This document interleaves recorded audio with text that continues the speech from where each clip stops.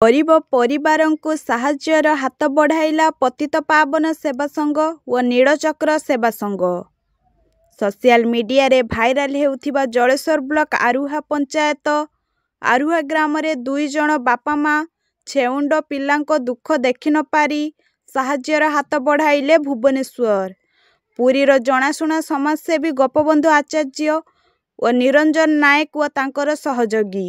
ସମାଜସେବୀଙ୍କ କଥା ଅନୁସାରେ ସରକାର କିଭଳି ଏହି 2ଟି ପିଲାଙ୍କ ଭବିଷ୍ୟତ ଉନ୍ନତି କରିବା ଦିଗରେ ସରକାର କି ପ୍ରକାର ପଦକ୍ଷେପ ନେଉଛନ୍ତି ତାହା ଉପରେ ନଜର ରଖିବା ଆବଶ୍ୟକ।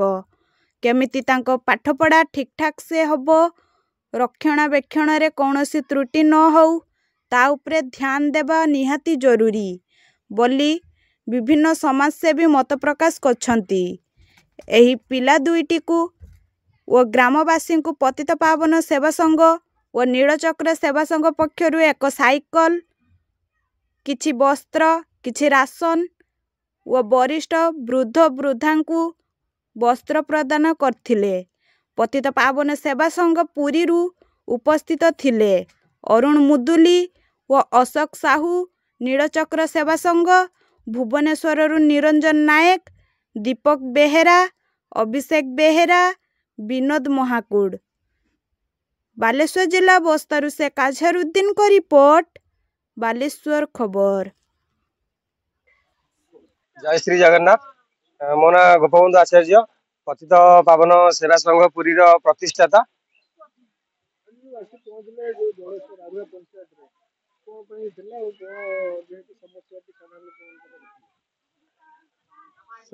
किछि दिन पूर्व गणमाध्यम जो हृदय विदारक दृश्य आम देखिलु बालेश्वर जिला जलेश्वर ब्लॉक आरुआ पंचायत आरुआ ग्राम मंगू पोखरी पाखे रोकुवा 10टी परिवार भितर जड़े परिवार 8 वर्ष दुई नाबालकर 8 वर्ष पूर्व बापा चली जाते। आज को 12 दिन हम माँ चली जाते। जो हृदय विदायक दृश्य आम देखिलु गणमाध्यम आम निजक रोकी पार नु भाविलु आसिक पिला पाखे पहुँचापी आज आसिक महाप्रभु दयारू पहुँचीचु। साइकेल टी आ बाकी रोकुवा 10टी परिवार किसी वस्त्र आ किसी खाद्य राशन सामग्री आ प्रतिश्रुति देकी गलु आजीवन पाठ पढ़िया जहाँ भी खर्च लगे आम ट्रस्ट आम बहन करूँ। आठिकार बीजेपी कैंडिडेट जी थे सहित आम कथा प्रतिश्रुति देते ये जगह को करेन्ट ना करेन्ट व्यवस्था करेंगे।